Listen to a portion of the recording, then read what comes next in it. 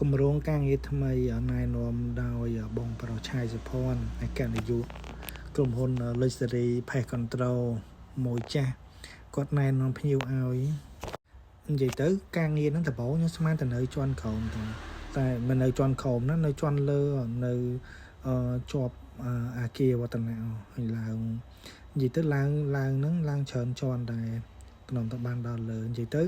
ខុសពីការសម័យការរំពឹងទុកថាវាការងារហ្នឹងវាធ្វើការងារជាប់ដីតាមពិតវានៅជាប់ដីទេវានៅជាន់លើនៅជាន់ដបហើយក៏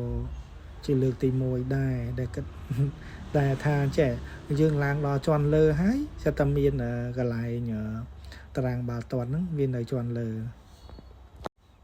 ចឹងរៀងផ្លែកចិត្តតិចដែរហើយការងារ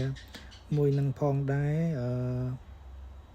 និយាយទៅការងារហ្នឹងខ្ញុំទទួលគាត់ទៅទទួលបិទកបោនពីខាងគាត់ទេពីព្រោះគាត់ធ្វើឲ្យច្រើន%ហើយគាត់ធ្វើក៏បញ្ញាផងអញ្ចឹងគាត់ធ្វើអត់តន់អញ្ចឹងគាត់តម្លាក់ទៅការងារបិទកបោនទេហើយព័ត៌មានអីផ្សេងទៀតខ្ញុំអត់ដឹងទេគាត់ថាយើងនឹងទៅនេះដែរយើងក៏ទទួលបច្ចេកបិទកបោនពីគាត់ទៅដែល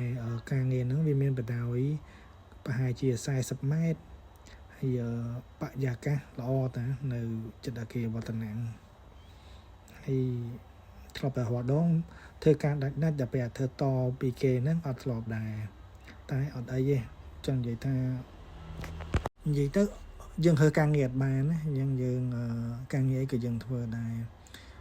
ធ្វើទៅដំបងវាពិបាកដល់ពេលយូរទៅវានៅតែពិបាកដែរហ្នឹងគាត់ថាការងារក៏ពិបាកដែរប៉ុន្តែវាមានផលលំបាក